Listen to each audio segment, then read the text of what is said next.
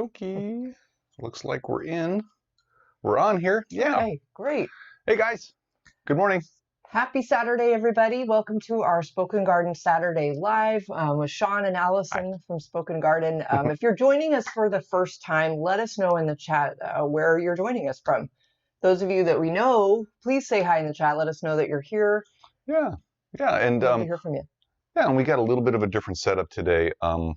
We've got a little bit of a workspace here for the topic, which we're going to be talking about how to prep your plants, what to do to your plants, and what to look for in the plants before you plant them out into your garden. And this could be brand new plants like you see here, what we got on the table here, or it can be plants that you're actually looking at transplanting out in your garden from one spot to another in your garden, what to look for before you actually pop them out of the ground or when you do pop them out of the ground. Yeah, which is something that, I mean, we've talked about on video before, but on some of our videos, but it's just, there's a lot of good planting questions going on right now in our videos, and just we've heard questions over the years, and fall is a great time to do this. So Definitely. I thought this would be useful. Yeah, yeah, and we see you in the chat there. What we got? G's here. Hey, G. Good morning. Yay! Hi, I know. Hi, G. We're happy you're here, and we're so excited about your upcoming move. Yeah. We have lots of tips for you for your move, so we might talk about that. Yeah, really exciting. Yeah. Yeah, what should we just okay. Because fall's a good time. So G, so everybody else watching, if you haven't looked in the chat or haven't read it yet, G said he's moving. He's moving to a different property. And so this is a good time, fall's a good time to transplant plants and dig them up and place them in a new location. But also if you're going to take them from the garden and put them in a container, so going from the ground to a container, this is a good time to do that too. It's just like, it's basically transplanting from one location to another. If you think about it like that, it's just one's in the ground, one's in a container. So yeah, this is a great time to do that. And G, we wanted to ask you, what kind of plants are you planning on moving? Are you going from ground to ground or ground to container? Let us know. Yeah, other questions might be, gee, how soon are you moving? Yes. Like, is it coming? Are you like doing it right now? Like in the next, few weeks here? Is it like upcoming? Not that it could matter, but it might not. We're just wondering about your, temperatures and stuff going on. And yeah, there's lots. I mean, basically, like, well, we kind of documented some of it, but then we got really busy with the actual move, and we had a lot of family stuff going on at that time, and it's kind of a blur a little bit. No, definitely. We basically just transplanted everything out of the ground into containers and drove it across town to my mom's house in several trips in the cars. Right? I can't even, I mean, it was a blur. Well, and actually, and some of the containers were very large. We already had them on the property, and that took a little careful maneuvering and whatnot, trying to get those in the car and safe and keep the plants safe. Wow. Some of them didn't make the transfer. Like one of the cordy lines en route from our old house to your mom's in the container, it literally snapped. Yeah. Because it wasn't strong enough to take just the wind of going in the back of the truck at 35 miles an hour. Just so. No, and that's just, I don't know. Well, kind of a quick side note, like, since we've moved into my mom's backyard just for now, we've actually accumulated even probably triple the amount of containers we used to have. Yeah. So we're going to need a U-Haul and some other rental type things when we move the next time, hopefully soon. So that's an option, renting something, getting a trailer. Luckily we had a truck, and then we have a 4Runner, so we were able to kind of just like get everything in. But beside all that, that's just the actual literal move part, right? Yeah, definitely. I see in the comments here, G, you mentioned, you asked if you should cut any of the greenery off right before you transplant it. The answer to that is a really strong no. Don't cut anything on the top of the plant. So we got some plants up here. Don't cut any of this greenery off when you're transplanting. And the reason for that is one, the plant's already going to be going through stress while you're pulling it out of either a container or taking it out of the ground. And in either of those situations, chances are the plant's going to lose some of its root mass because you're going to trim some off. If you're taking it out of a container and you're breaking up some of those roots, it's going to lose a little bit, if not a lot more of its root mass. That's stressful. If you're digging up out of the ground, it's going to lose root mass because a lot of people just go to the drip line on a lot of the plants to pull them out of the ground because it gets heavier the further you go out with the soil and the more you transplant. So you don't want to stress the plant out more than it already is because you want it to reestablish and be healthy sooner in its new location, whether that's in a container or in the ground. So don't cut off the mass on the top. The other reason is you don't want to cut off the mass on the top, not only not stress the plant out, but you also don't want to see the plant have any regrowth this time of year, especially if you get any like medium to hard frosts, because any of that new growth that comes up that it produces after you cut it, it's not going to be hardened. It's not going to be hardy enough. It's not going to be strong enough to take a hard frost. It'll all die. And then what do you got left is just a dead plant mass on top, and the plant's going to have to regrow after that if it can, because it might put all its energy from putting out the new roots and on top putting out the new shoots when you transplant it. So don't cut on the top. Leave the top alone for at least 6 months, I would say, if not a year, after you've transplanted it, whether in a container or in another ground location. Oh, okay. Yeah, I mean, that's great advice, and that's what we did. There are some people out there that are telling people to cut the plant on the top when they're transplanting it, or digging it up and moving it. You don't want to do that. That's not horticulturally correct info. Yeah. So whatever works for you guys, I mean, maybe you've done that before and it did work, and that's great. So, but in general, we like to hedge our bets. Practice. Yeah, we like to hedge our bets and make sure that we don't stress the plant out too much. We try to give it its best life. So there you go. So yeah.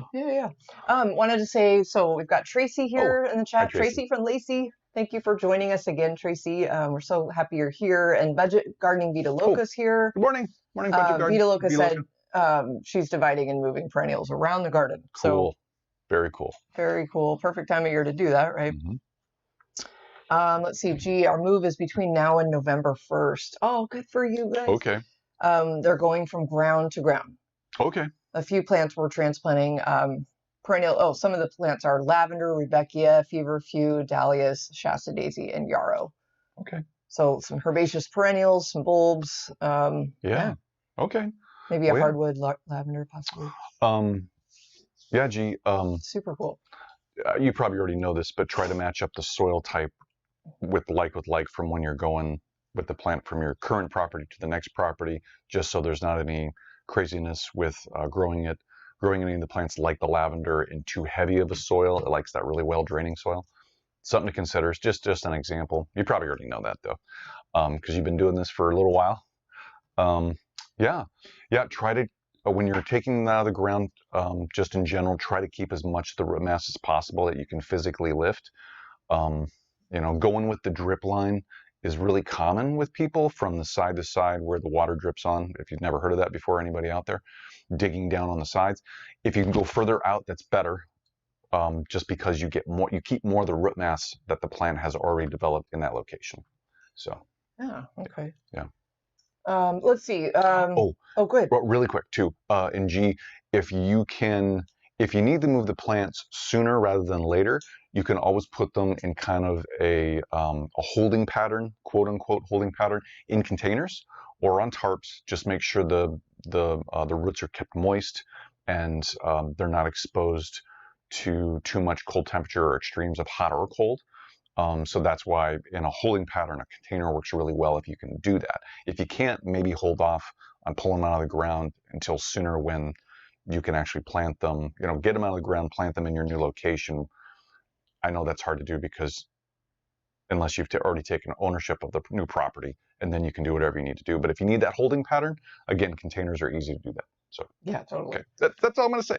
Well, there's probably a lot more to say. I'm trying to think, but we'll G, you can always reach out to us if you have any questions. Yes. Email us, Sean and Allison at spokengarden.com. You might have that already, but just let us know. We love to follow along, and we're just excited for you guys. Yeah, and if email doesn't work, we know you're active on IG, on Instagram, so direct message works fine too. Yeah, definitely. Good call. Yeah. They're trying to find all the 300 glads they grew 3 years ago. LOL. Yeah, finding those bulbs, you know, that was something, G, with us when we moved. Like, if the bulbs weren't already in containers, we just left most of them because we couldn't find them. And it was like, we kind of ran out of time, and we left dahlias, a lot of glads. Tried to find some of them, but we left irises, we left daffodils and tulips for sure, tons of crocus. Yeah, there was a lot there. You know, the other thing too, G, is what we considered too was we'd made the sale. We didn't want to pull too much out of the landscape too, because we didn't want to leave little craters and, you know, just holes of, you know, where shrubbery used to be, where greenery used to be. We didn't want to do that. So when we did pull plants out too, something to consider is refill with a little bit more soil, smooth out those areas, because we didn't want the new owner of the property to come in and have like a moon landscape, just craters everywhere. Yeah. So that makes me laugh because you were way more worried about that than I was. Like, I wanted to take everything, and I was causing. He's probably saying that because of the mess that I made. No, it's just in general. It makes me laugh because I'm still like, how many times have I said like there's certain plants that we left in the old yard, like one of our limelight prime hydrangeas, like. How many times have I said, why didn't we dig that up and bring it? Like, there's a few things, but I've had to make peace with it. Part of it was, too, is that we didn't stipulate which specific plants in the contract for the sale that we were going to take versus what we were going to leave. So it was kind of a gray area, and I didn't want to mess up the deal. So that was my line of thought. No, and you were totally right on that. I got really like, I got to bring everything, and not realizing that we could replace a lot of things, and we have slowly been replacing our bulbs. And anyway, that brings up a funny memory because I was just, kind of wanted to take everything. Yeah, and moving's a process. Yeah. Especially with the garden, moving's a process. So. And for me, I think the hardest part was leaving the old established trees and roadies. You're not going to take those. Like there's a beautiful paper bark birch in the front yard, and it was really old, and it had all these cool curvy limbs, and I really missed that tree. You know, someday I hope that we can replace, you know, start a new one. But no, me too. That tree was at least 50 plus years old. Oh yeah. Right. Yeah, and it was underneath some power lines. Yeah, it was underneath some power lines, and so what we needed to do is we always had to cut it back, or the utility company would come and just shear it, and then I'd have to come in later and prune away all the little suckers that would come up from the birch, because that's what birches do. Some of them, not all of them, but some of them. This one did. And so that's why it had these loops and these branches that looked the way it did. So yeah, it was a beautiful tree. It was huge, though. I mean, the base of it was like this. So there was no way we were going to bring that with us. It's a huge tree. No way. The good news is we think we have some. We tried to take cuttings a few years or right before we moved, and they didn't. There was some process that we learned with that didn't really pan out too well. No. Kind of, you know, we'll try again maybe someday, but we have some, we think we might have some saplings that just like some volunteers. So we're really hopeful that we got a few of those. We think we had some cherry trees too, probably from our old yard. So I think so. Oh boy, memories. Yeah. Memories. Dub Standards is here. Good morning to you, or hi if you're watching this, if it's later in the day. Dub Standard said that they drive by their old house all the time, and the hostas are still going great after 10 years, and they took a lot of them, they said. Good. It's like, we have not purposefully driven by our old house. That makes me laugh to think of that, too. Mm-hmm. Like, we have family members that have driven by our old house, and they give us reports, and we're like, we don't want to know. Yeah. Because we already know that they changed a bunch of the front yard, which rightfully so. It's their property now, but it's like, anyway. Mm-hmm. That's fun. Hey, Kevin from Hawaii. I know. Hey, Kevin. Good morning. Kevin's here. Hi, Kevin. Yeah, it's 6:30. Yeah, 6:30 there. Oh my goodness. Wow. That's right. There's or 3 hours. 6:20. Excuse me. Yeah. Okay. Yeah. Well, okay. Tracy says, Tracy drives by her old house in Tacoma, and the new owner took out the trees she planted 20 years ago. Oh, wow. It's like you have to make peace with it, right? And just be like, you know what? Let's just see what they did with everything. And yes. I'm not there yet, but I am.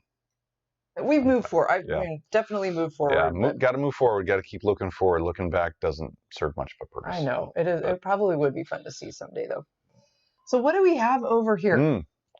All right. Well, over here, we've got some plants So this is a plant. So this, you wouldn't know it looking at it, but this is a hydrangea. It's called little lime punch. So excited to grow. Do you want to tell how we got this? Well, yeah, we have a fun story. This is a Proven Winners panicle hydrangea, and I mean, yeah, like you said, looking at this doesn't look like a hydrangea. I mean, isn't this the cutest, smallest hydrangea you've ever seen? Can you see that? Mm-hmm. Isn't that cute? This came home in our suitcase from, where were we? Grand Rapids. Grand Rapids, Michigan. Yeah.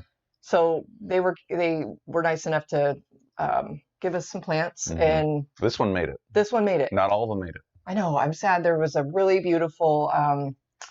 It was a plant we left in our old yard that I was bummed about, and it was a. I don't remember. What is that? Tacoma. Oh.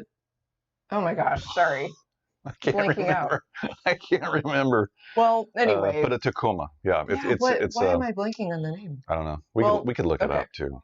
It didn't make it. So sadly, it did not make it. So I don't know how many. If you've ever flown or traveled with plants in your suitcase, like your checked bag, let us know in the comments or the chat. We would love to hear your story. Because we had these all wrapped up good. They were so insulated. And these were checked bags. I think you said that, didn't you? Yeah. It was a check bag. So it was up in the check bag area. It's not climate controlled when you're flying across states and you're up like 20, 30,000 feet. And it gets pretty cold up there, you know. So yeah, the other plant didn't make it. This one still got a little burn, a little damage from it, but it's coming back from the trip. It's so cute. But yeah. So, this wasn't those. It was this plant and the other one that didn't make it that we can't remember the name of. And then 4 indoor plants. Which all made it. Oh, and 2, actually, I'm sorry. We had 2 more outdoor plants that were in basically just kind of like in their root ball. Yeah, they were in like sleeves, kind of a sleeve for the roots itself. It was like this plasticky, papery stuff. Yeah. We'll have to show those on camera. We'll show you guys soon. But anyway, little lime punch. Mm-hmm. And so we haven't transplanted this yet, clearly. So we wanted to talk to you about the steps of kind of going through that, using these as examples. Should we show the other? Yeah, sure. Yeah. So here's another one. So that's from Proven Winners. Just to keep it all straight here, this is called Big Beauty, and it's a gardenia. Now this is from Bailey Nursery, but they go by First Editions brand. So First Editions. Ryan will kill us if we don't say that. He will not like that. So this is a gardenia, and isn't that beautiful? Look at this, gorgeous. It's really grown. And it's actually got a couple of flower buds growing on it already, or we're getting ready to. So this was definitely grown in a greenhouse, or forced a little bit, because I'm pretty sure gardenias don't usually flower in the fall. So, but let's see here. This is hardy in zones 7 through 9, so it'll grow great here, and it needs a little bit of water. It's deer resistant, so that's good. We could grow that here maybe. That'd be good. So just want to go over a little bit of this information because it's really fun. You can see it says on here on the tag too, but it's got that glossy green kind of leaf. It reminds me of kind of like a laurel kind of leaf. It's got that shiny waxiness to it, thickness. So very pretty, very, very pretty. So anyway, so that's one of the plants we're going to talk to you about today, about any pre-planting, what to consider, things that we consider and look at. And then also, so here's I think there's a Home Depot special. So hey, nothing wrong with that. Nothing wrong with the Home Depot special. So we got a mum here. It's a fall mum, beautiful, hardy mum, if you want to get a little more technical. So this is a great time of year to have these. They obviously, they're forced a little bit to bloom this time of year, just a little bit, but the ones we've held over do bloom a little bit earlier than when you see these start to come out from the big box stores, but not by much. So, and we've got a couple videos on that, on how to get them to not bloom too soon. So anyway, so another plant that we wanted to show you in case you're going to the store and buying one of these, what to look for, and check it out. So anyway. Very cool. Real quick, the Big Beauty Gardenia is going to be a brand new plant for 2025. Oh yeah. So we're excited to get this going. And yeah, do any of you do you guys grow your own gardenias? Do you have that in your garden? Because that's something that like I've had grandparents that have grown those forever, but we've never grown our own. And now we have 2. Mm-hmm. So that's cool. It's beautiful. Yeah. I mean, the smell and just. We're lucky. Very beautiful fragrance. Very lucky. Go ahead, honey. What were you going to say? Well, so, I mean, let's, Where should we put that? Let's do stuff. Let's talk about the hydrangea and what are some tips for transplanting. So, okay. So here, let me plant prep before we move it. So okay. So you got a hydrangea. you got a plant. So let's say that you got a hydrangea or something else. It's a hardwood. It's deciduous, like this one is in our climate. So what you want to do is before you plant it, just take a gander at it. Take a look, see. She loves all my words. Oh my goodness. Yeah. I get to make her smile, so that's good. Take a look at the plant. Look and see if there's any damage to the leaves, any discoloration. There's a little on this. I don't know if you guys can see that really well there, but I mean, we've got some darkening of the leaves up here. There's some holes in the leaves. Yeah. So, and there is a little bit of dieback that happened here on the plant. We know the history of this plant from when we picked it up, and it was nice and healthy, perfectly fine. And then it traveled with us, and then some of this damage, like the burning of the leaves and things, the dieback, that all happened because we traveled with it. It was at 10 degrees Fahrenheit, for a couple of hours. So yeah, you'll have a little bit of dieback with any plant, really.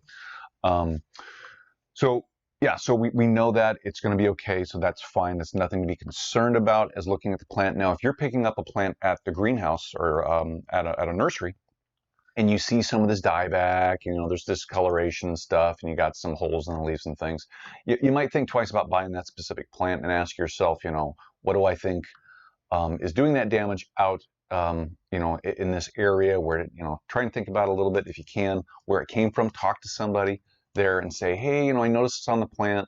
Where did these come from? Because I want to know if there's a pest that possibly was brought in, or there's eggs. I don't want to bring that into my yard.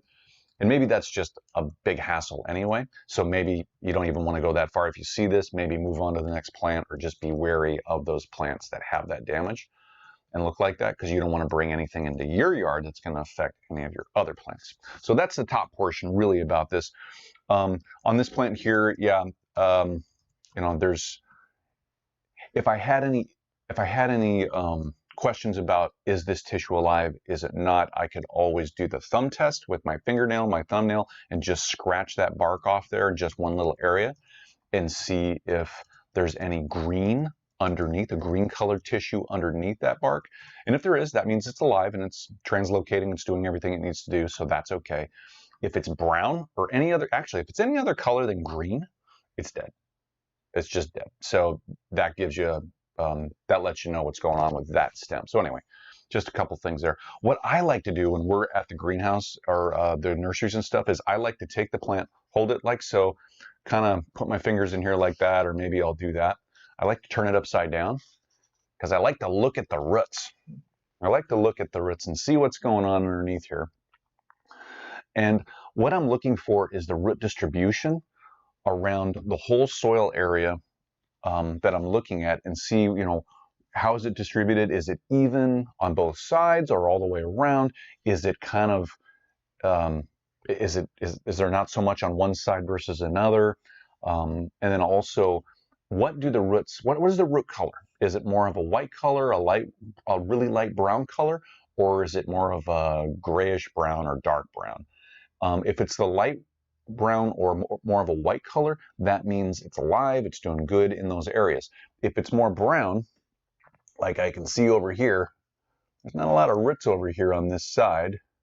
There's some here, but over in here, any roots on this side over here are brown. Oh.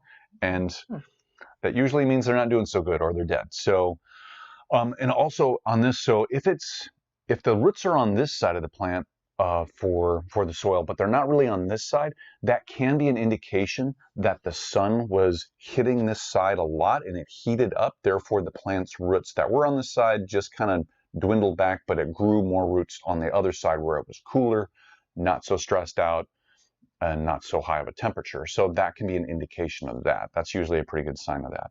So overall, this plant's looking good. We've got some good root structure on here. Not a lot of circling roots, so that's another thing you want to look for. Did you want to talk about that? We have to save it. Yeah. We have to save that hydrangea. Okay.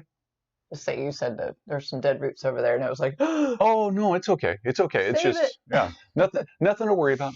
We gotta grow it. Nothing to worry about. So on this, so if you pull up a plant like this and you see circling roots, and they're just going and going and going. So that means it's root bound. It doesn't mean the plant's done for or dead or anything. You just got to do a little bit more work on it, and you would just need to break those up. And if any of the roots don't actually move too much, you might have to cut those roots out.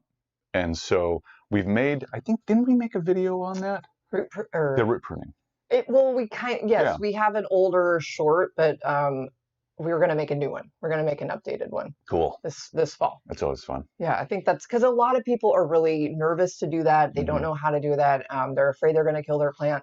That's probably one of, aside from any bulb questions, that's probably one of the #1 questions we get at all our speaking engagements, at like the Northwest Flower and Garden Show and whatnot. Right. Last year we did a root pruning. That was fun. Basically like a workshop. It was a workshop. It was a hands-on workshop, and we're up on stage, and I had the pleasure of taking a plant just kind of like this, and then taking the hori-hori knife, and using the serrated edge and just cutting it literally all the way through, because it was such a root mass around here, and it freaked out the whole audience. There was like an audible gasp from everybody in the audience, and they were just like, oh, "What are you doing?" And I mean, it was kind of funny, but I get it, because it's like, what? Oh my gosh. Yeah. So it was a great teaching moment, and it's something that we want to help you guys with, because it's not as scary. And actually I've always been a little nervous to do it as well. And Marianne Benetti had me do it in front of the whole audience at our Container Wars show. Yes. And I had no problem doing that, because I knew you'd taught me and I'd practiced it many times. So, but the audience there was also very hesitant to do that. So anyway. Oh yeah. But it's so healthy for the plant. It is. It totally is, because what you're doing is, especially, you don't want to cut, like G's question, which is a great question. And we actually hear that a lot more often than you think. We do. But when transplanting, leave this alone. Cut this, because this later on, when the plant is planted back either in a new container or in the ground, this up here is going to help support and reestablish this down here. So you never want to do anything to this up here when you're messing with and removing any of the root mass down here. So kind of think about it that way, maybe. Both of these support each other, and there's a balance. And when you do one thing to one area, or if you do something to the bottom, don't do anything to the top, because this is going to help support this. And also, if you do something to the top, if you cut the top and do a hard prune, don't do anything to the roots, because this is going to help reestablish and support this. So there you go. Okay, yeah. So here, I'm going to put that back in there. So that's something to look for. A couple things right there. What's going on? Anything in the chat? I'm helping Tracy with, we were just chatting about, she said, just kind of going back to the big beauty, the gardenias. We were talking about the gardenias, and Tracy mentioned hers didn't make it through the winter, but she really wants to try again to grow a gardenia in her garden, because she loves them. And she's not sure what she did wrong. And so I was putting in the, Tracy, I'm putting in the chat for you right now the two links to the 2 different gardenias we're growing. The first one from Proven Winners is, the second one is Proven Winners, and that's called Pillow Talk Gardenia. And we've overwintered that. We've had that in containers, and actually we haven't really done that much to it yet. This one is new. We just were sent this big beauty gardenia, which is also in the chat. And this is, again, needs to be transplanted. So they're both zoned hardy down to zone 7. So, and Vita Loca had mentioned she really wishes gardenias were able to grow in her area at 5A or 5B. I forget what she said. 5B. Okay. There aren't any cold hardy enough. They're kind of a warmer plant. Warmer zone plant. So I hope you're watching Proven Winners and First Editions. I know. Because there's a need out there for a hardier gardenia. And there might be one. I'm not aware of any. I don't know. Yeah. But I mean, we pretty much work with Proven Winners, and then First Editions or Endless Summer, those brands. We also work with Ball brands, so we can check. We'll check with them, Vita, and see if they have anything that. Kind of thinking they don't. If you want to check out the Ball brand, it's called Darwin Perennials. They might have something there. I'll look right and now. it's just under DarwinPerennials.com. Oh, okay. They don't have gardenias.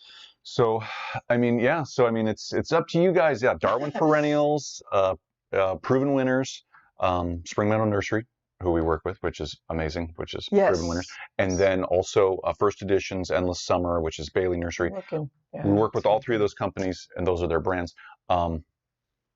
yeah, that's a opportunity, guys. It totally is. I know. That's a fun one. So we'll get in their ear about that one. Here, let's do it. There we go. Can I get that up there? No, it's back this way. There we go.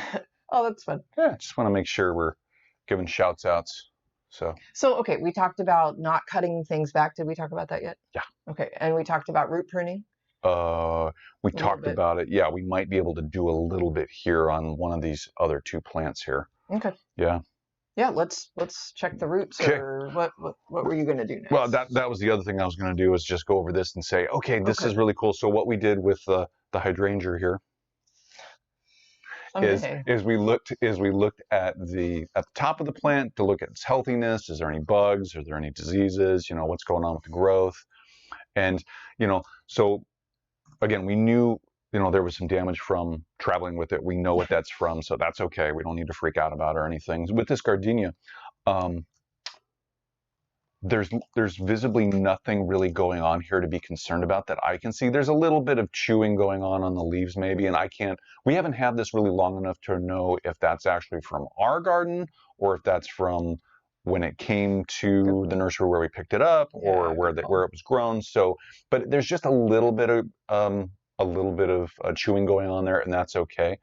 And usually on a plant like this, you're going to see chewing damage on the newer leaves, not on the older leaves, because the older leaves are a lot more waxy, they're harder, they're more mature.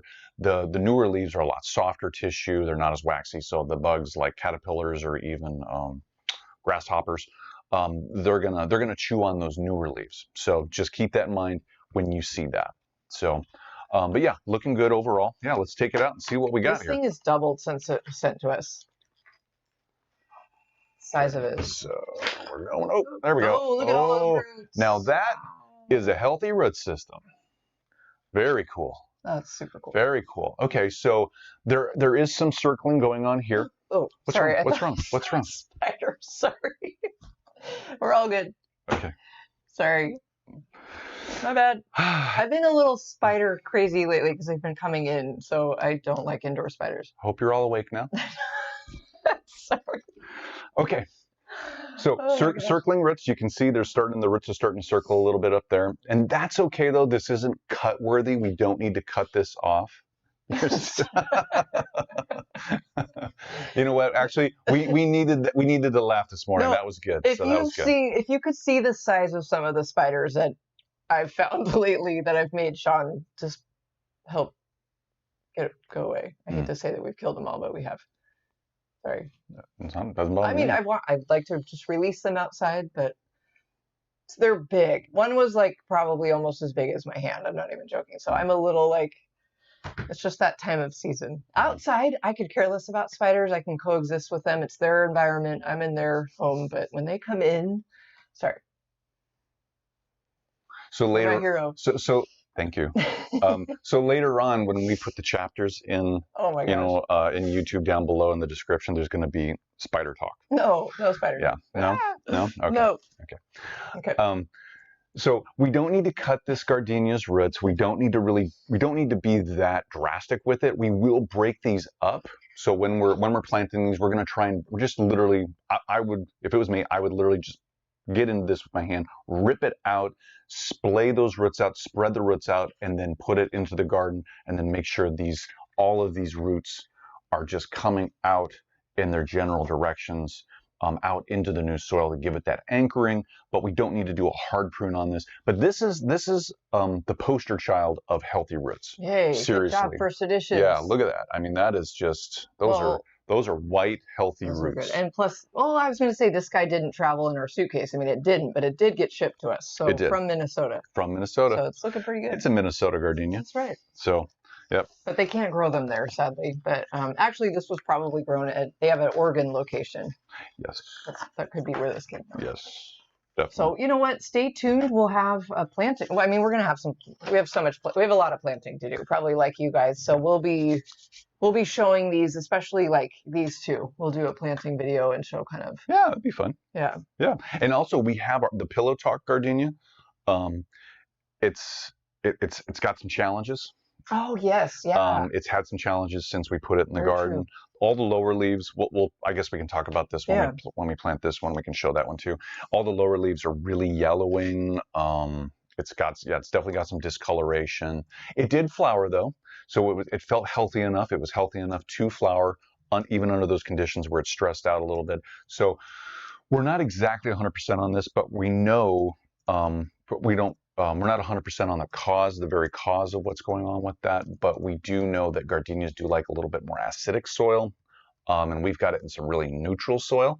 So what we need to do is definitely lower the pH. Yes. We need to get it definitely some fertilizer, a balanced fertilizer, and just try and get those leaves healthy again and turn green, because the yellowing is not a good sign. So anyway, we think that's the problem. We're going to troubleshoot it and trial and error it and see what happens. Yeah, I really feel like that is, because it was fine all winter. I mean, it's been yellowing for a little while. But it started like in spring, I would say. Maybe. Even before that it started, yeah. Okay. But so, and also, so something with these gardenias, any plant that, if it's about to flower like these are, I mean, we've got a nice white one right there. It's about ready to pop. Here, I'll show you guys right there. That flower right there. You guys see that? Yeah, that's about ready to pop. And excuse me. And so what's going to happen is it's probably going to want to flower until the really cold weather comes in, and then it'll stop flowering. But when a plant's about to flower and you're going to transplant it, you need to realize that when that shock of transplant happens, it delays or it'll negatively impact the flowering of that plant for a couple weeks until after it gets more comfortable and established, even just a little bit, in its new garden location. So keep that in consideration when you're transplanting plants. And if you want it to flower and you don't want to delay flowering, maybe hold off on transplanting it and get that flower out and enjoy the flower. And then after you've had that time and the flower starts to wither, then plant it. That's just one strategy. You can do whatever you want, but just realize if it's under these conditions right now, at this stage where it's about to flower, we transplant it, it could delay that flowering for a couple weeks, and then these will pop. Yeah. Yeah. So anyway. So yeah. Cool. So okay. So next up, our Home Depot special. So a hardy garden mums. So this plant overall, it's looking good. This has actually been, visually, it's looking good. We've had this in our garden for about 2 weeks now, something like that. So there's a little bit of slug damage, unfortunately. But it's always good to know, just set the plants out, see kind of what happens too, because then you can plan accordingly. So for us, once we plant these, it's a good reminder with this damage that after we plant these, we need to put down some Sluggo or some type of slug bait to make sure that they're not getting chewed on. So maybe just think about that too. But overall, this is really healthy. It's nice and green. Yeah. So, and now I'm going to take this out. Now, this is definitely a root-bound plant. That is root-bound. I barely see any soil. I mean, it's so packed. So, and this is funny too, because this is another type of soilless medium. This is called coco coir. Oh, that's true. This is the coconut coir stuff, and it works okay for growers. It's an alternative to peat, so I get it why they would use it, but it literally has no nutrient. It has very little nutrient holding capacity, and there's no nutritional value really to it. It's a very soilless media. It can be sterilized, and it usually is, and that makes for great growing medium, because then there's little to no diseases that are in there when you put the plant in there. But it's not great for the plant long term. So great to grow in, to get it out to everybody in their gardens, but after that, not so great. So. So this plant, what I would do with it is I would definitely try to break this up. I would definitely take this one. I'm not going to do it here because I don't want to stress the plant out before we plant it.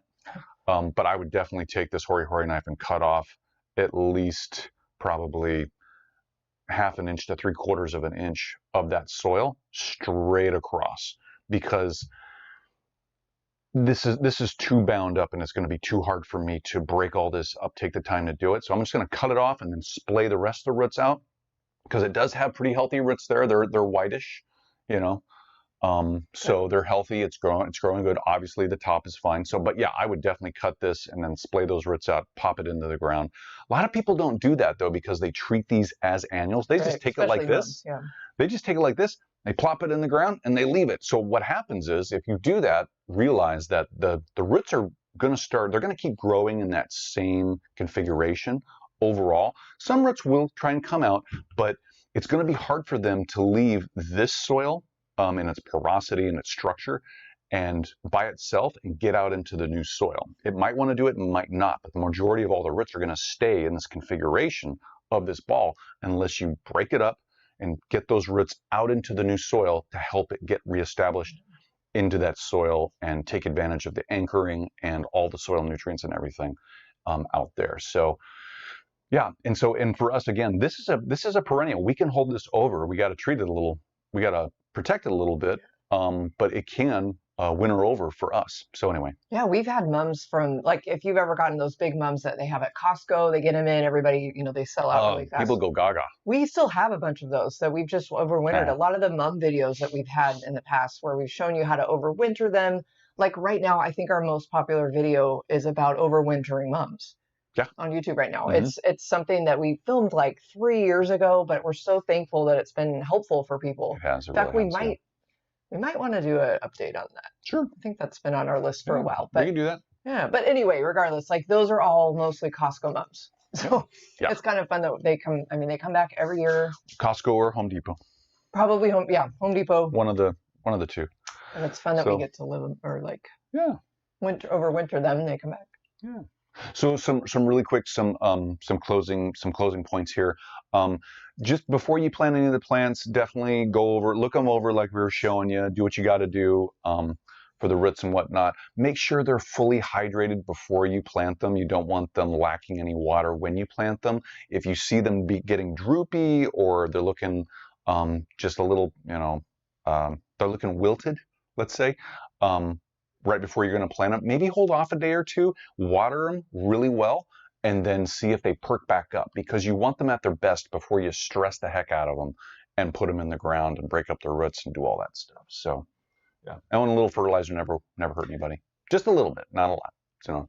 Well, and you could, only for the fall bloomer, so right, because you don't want to stimulate growth. So, right? and that's kind of a misnomer too that I've found over the years, is that a lot of people say, well, don't what do I want to say? Don't fertilize in the fall. Fertilize nothing in the fall. It's like, well, you can do that. That's fine. Hopefully there's nutrients and stuff in the soil that the plant can draw off of over the fall months and winter months. But every plant is built a little bit differently, and especially the plants that are perennials, because of the colder weather and just a lot of the moisture, anything environmentally going on, they have other environmental mechanisms that click them over to dormancy, whether you fertilize them or not. And so in the fall, a lot of people say, well, you're planting these plants in the fall, don't fertilize them. And it's like, well, I would say give them like, you're not going to like this, but Osmocote. Plant them in the ground and put over the top of the soil. Don't mix it in. Put it over the top of the soil. Just, whatever the label says for Osmocote, because it's a time-release fertilizer. And the plant, all those nutrients will literally go down into the ground over the fall and the winter months. It'll be held for a certain amount of time, depending on what element it is and how fast it leaches out and moves in the soil, whatever, and how tight it's held on in the soil by the soil particles and other nutrients in there. But the plant itself is going to go dormant because of what's going on above the ground. It's not just because the fertilizer's there, it doesn't mean it's going to click it over and make it keep growing. The plant recognizes the change in temperature. It actually recognizes the change with, definitely with moisture, but also, the day length. It measures all that internally. It does all that, So with those mechanisms, it's going to click over into, if it's been grown regularly and it's got a regular growth cycle, hasn't been forced, it's not off on its time and blooming and different things going on. There's been no plant growth regulators. If it's been in a natural growth cycle for at least a year and it's had its regular flowering and then it's stopped and it's regular, everything about its regular growth cycle, it's going to click over. It's going to click over to dormancy, whether you fertilize it or not. And I would say, give it a little fertilizer. It's not going to hurt it. But a lot of these plants, they click over, again, because of the temperatures, because of the day length shortening. And so realize that and make sure to just think a little bit about it before you say, I'm not going to fertilize. So that's my PSA for today. Well, that would be like, I don't know about Osmocote, but yeah, you're right. The time release. I mean, we know that Espoma is working on some time release stuff, but I think that's what they told us. But they did. Yeah. But I mean, there's all kinds of. I mean, compost, would be amazing. I think you mentioned that. I didn't, but no, I'm glad you said that because that's another natural fertilizer. Yeah, that's what I mean. Just mix that in. That does wonders everywhere. And see, that's the funny thing. There's plant tone. I was going to say like the plant tone and what's the other? Well, I'm forgetting the name of the other one that we always use when we at planting time. The Espoma Biotone. Sure. Yeah. Yeah. Oh, in the soil, in the planting hole. Yeah. So definitely, yeah. That's not working today. No, it's fine. It's fine. It's a funny thing, you guys. I'm just going to talk to you about this real quick. People think, don't fertilize in the fall, but they'll say, oh, well, I add compost to my soil though in the fall to, get that organic matter in there and, give the soil more soil structure and get those nutrients in there. And it's like, okay, well, in a way, that's fertilizer in and of itself because of the nutrients, and it depends on, how much of the nutrients and what nutrients there are depending on what compost you have. But that is a way of fertilizing your plants in the fall. So when people start telling me, I'm not going to fertilize my plants in the fall, it's like, okay, but you can. It's perfectly fine to do that. What you don't want to do is you don't want to give them an unbalanced fertilizer. And what I mean by that is you don't want to give them, like, say, I'm talking about the three numbers up top, the nitrogen, potassium, the NPK, the nitrogen, phosphorus, and potassium. You don't want to give them a low nitrogen, high phosphorus, and or medium to high potassium. You want to give them like a 5-5-5. You don't want to give them a 2-7-5 because that middle number is going to tell the plant, oh, well, here's a whole bunch of this, and that's going to tell the plant, I need to flower. That's for flower production. Let's do flowers. In general, not all the time, but in general, that's how those fertilizers are used. And so you don't want to give the plant in the fall a fertilizer like that. Give it a 5-5-5, a 10-10-10, a 2-2-2. That's a well-balanced fertilizer, and that's perfectly fine. So just putting that out there. Some people are probably not going to agree with me on that, but that's okay. So yeah, that's my PSA. What's going on in the chat there? Well, let's see. We were talking about here. Right now I'm putting a link in. I'm going to pin it so we can come back to that for the membership channel. We'll come back to that. Ooh, cool. And then we were talking. Tracy was just mentioning that we were going back to the mums and overwintering. She was, saying that she's never. It just hasn't worked for her. She's bought the Costco mums and whatnot, or any mums, and they just haven't overwintered very well. Oh, okay. So I said, we'll definitely be able to help with that. And sure. Yeah. Dub Standard said, I bought the wrong kind of mums to overwinter, but it was before I watched your video. Oh, okay. So we're really thankful and super happy to hear that was helpful for you. Yeah, right. Definitely. So, and Vita Loca said that she has a beautiful mum that she brought from her old house, and it's like purple and it's green. Oh, that sounds amazing. Gorgeous. Yeah. So let's awesome. see, Tracy. Woo-hoo. Oh, okay. Very cool. I sent Tracy. Yeah, I sent you the mum video, but yeah, if you've already watched that, and we can definitely talk more about that with you, with some things that maybe, if you have any more questions. Sure. Yeah. She said our suggestions didn't work yet. Oh, sorry. So yeah, we need to chat about that a little bit more. Huh. Garden Evolution is here. I think that's Brad, right? Our friend Brad. Oh, Brad. Yeah, Brad. Is that you, Brad? From Ohio. Brad said he's planting everything right now. So we love that. Oh, Brad. Yeah, we definitely want to hear more about that, Brad. We hope you're doing well. Yeah. Brad, this is from First Editions. This is our gardenia that was sent to us. So maybe you might be trying. Oh, that probably won't grow in your area, but you probably have some other things that they might have sent. Yeah, they won't grow. This wasn't one of the Bailey's, kind of like the big order stuff. Mm-mm. This was previous to this that. was different. But this yeah, was different. Good to see you, Brad. Or I know, we think it's Brad. Yeah. Let's see. Yeah, really, is there anything else, any other tips that we wanted to end with? For pre-planting and getting your plants ready or anything before you plant them? Not really. I mean, site them correctly, make sure they're going to get enough sun. You know, pre-plan this out before you plant them in the ground, obviously. Yeah.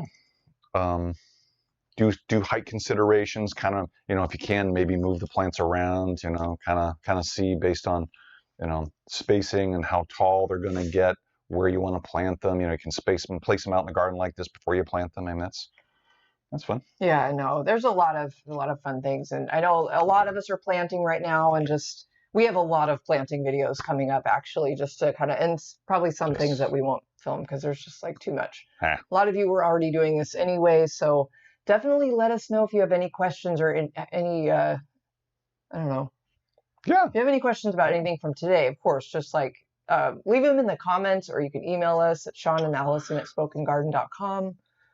Yeah, and so we're kind of doing something new where a couple things new where I'm going to do my best not to have really lengthy replies to comments, because I don't want to keep writing books. Yeah, so well, it's a time thing. It is a time thing. Yeah. And so what we've done though is we started a membership side of YouTube. Yeah, it's really cool. Yeah, we're just launching it. I mean, this is like days old at this point. We're still, in fact, kind of getting it set up, but we're really excited to be able to bring this to you guys and be able to offer some exclusive content, some ways to get questions to or answers to your questions. There's 3 different levels right now that we're going to experiment with and just kind of see, right, how they go and what kind of feedback you guys have for us. So I just pinned a link in the chat to go right there and check it out and maybe see what you think, maybe join. It really helps. What we're doing is we're trying to just expand our business, and there's a lot of things that we just have, or I don't know, how do you say that?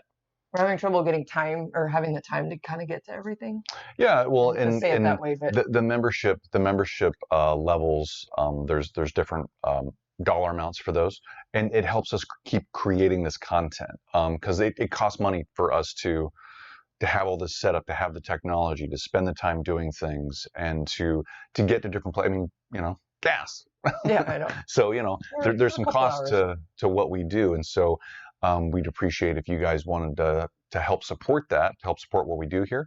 Become a member at whatever level you see fit to, and it'll really help us out, and it'll be fun. I know, we're just excited to try this out, and we really thank you for considering it. And yeah, we have some exclusive content coming up, and for that membership channel. Well, and for the membership, the first level too, the basic one, not only does it help us, it help with, you know, doing, they all help with producing this content. But the thing is that the very basic level, you get to use emojis, and there's badges.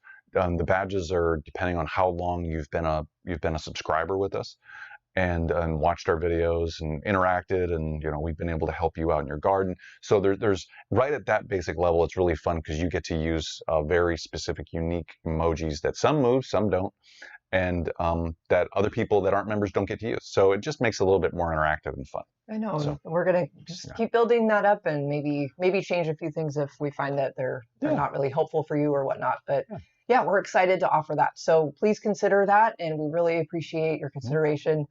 Yeah, I guess that's kind of it for today. Yeah, that's all we really wanted to cover today. What is it? So just if you're wondering, this is a hori-hori knife. If you didn't know that, it's got a serrated edge. It's got graduated depth markings.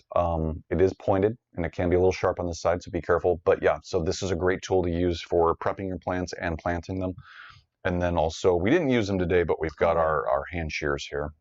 Regular old classic cut Corona hand shears. But again, like you said earlier, like don't be cutting on your plant too much if you're going to transplant it, because that's it's just not good best practice for that. Yes. Yeah. Oh yeah. For the top portion. Yeah, definitely. And I forgot to mention with the roots, be minimalistic as possible on taking out or removing any amount of roots from the plants.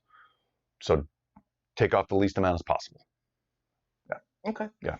So I think a lot of these things, we'll be updating some of our older videos, but if you do need like visual help, you know, just like actually seeing it happen, like we do have some shorts and some videos about root pruning and planting, best practices, stuff like that.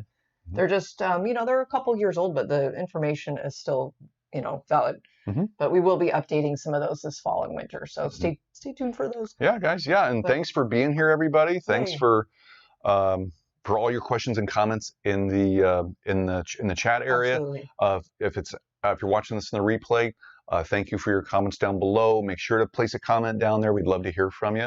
And also, if you're not a subscriber, we'd encourage you to subscribe. I know we're really excited to do that. We'll be back next Saturday probably with. Hope so. We're kind of content planning a little bit. We haven't planned anything yet, so we're kind of winging it right now. Yeah. That's not true. We have a plan, but sometimes Saturdays come up fast sometimes. Yes, they do. The whole week. But so stay tuned. We'll let you know if we'll be live next Saturday or the Saturday after that. But we're hoping to see you next week, and just stay safe out there and just get out in your gardens. Get out in your garden. Try and relax. Really hope take a deep breath. We have to remind each other that almost every day, because there's just, besides gardening, there's so much going on. There is. And it gets stressful. So do your best to take deep breaths, find your happy place if you need to, and sending love and prayers to everybody affected by the hurricanes. Yes. We're just devastated by that news. We just, kind of trying to figure out what we can do to help, and. Yes. Oh, and also in Asheville is our favorite seed and bulb company ever. We love working with them. Eden Brothers. Yep. They are located in Asheville. They were affected by the hurricane. They're doing okay. Everybody's fine. I know, thankfully. But if you're hearing us talk about this right now, make sure to go to their website, check out all their bulbs. They can really use our help and support right now. So edenbrothers.com. Check it out, please. I know, and actually Crescent Garden as well. They're kind of located in that area as well. They have a lot of their offices in Miami area, Florida. In Florida, but like some of their warehouses were up in North Carolina. But it sounds like everybody's okay up there too. And good. There's a lot of gardening that happens in North Carolina area, and we're just we're praying for everybody down there and really hoping everybody's getting to safety and getting what they need, getting food and electricity, and so yes. Yes. With all that, thank you everybody again. We'll see you next time. Have a great day. Bye everybody. Bye guys.